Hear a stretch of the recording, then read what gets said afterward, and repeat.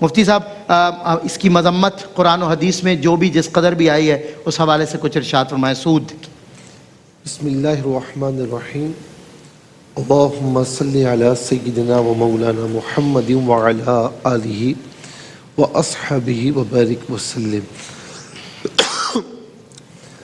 میں نے جب تجارت پر ہم نے پروگرام کیا تھا تو اس میں ہم نے کہا کہ اسلام کے اس نظام کے اگینسٹ جتنے بھی نظام آئے، چاہے وہ سوشلزم ہو چاہے کیپٹلزم ہو، وہ سارے کے سارے زمین بوس ہوئے. اچھا، ان میں کیپٹلزم میں خاص طور پر یہ تھا کہ آزادی اتنی کہ یوں سمجھ لیں کہ انسان کو بے مہار چھوڑ دیا گیا ہے کہ وہ جیسے تجارت کرے، کسی کا مال لے لے، کسی کے مال کو ہڑپ کر لے، جوا کھیلے، سٹا کھیلے، جس طریقے سے سود کا لین دین کرے، اس کے لیے کوئی ممانعت نہیں ہے. اسلام نے ہمیں جو نظام دیا ہے وہ معتدل نظام دیا ہے.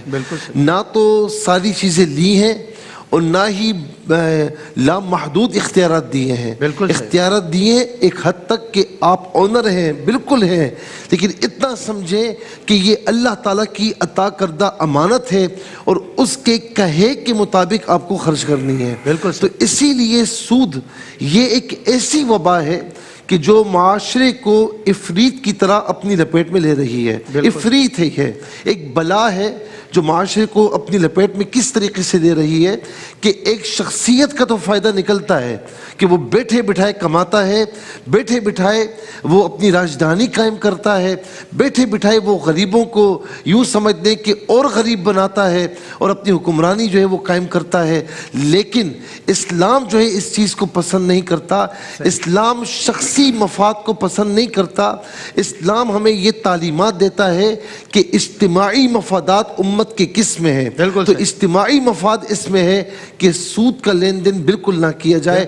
اللہ رب العالمین قرآن کریم میں فرماتا ہے الذین یأکلون الربا لا یقومون الا کما یقوم الذی یتخبطہ الشیطان من المس، کہ سود کا لین دین کرنے والا روز قیامت اللہ تعالیٰ کی بارگاہ میں ایسا ہوگا جیسے دنیا میں تمہیں کسی جن نے مخبوط الحواس چھو کر مخبوط الحواس کر دیا ہو. تو سود کا لین دین کرنے والا، سود کھانے والا، سود کھلانے والا قیامت کے روز اللہ تعالیٰ کی بارگاہ میں اس طرح مخبوط الحواس ہوگا، کھڑا نہیں ہو پائے گا.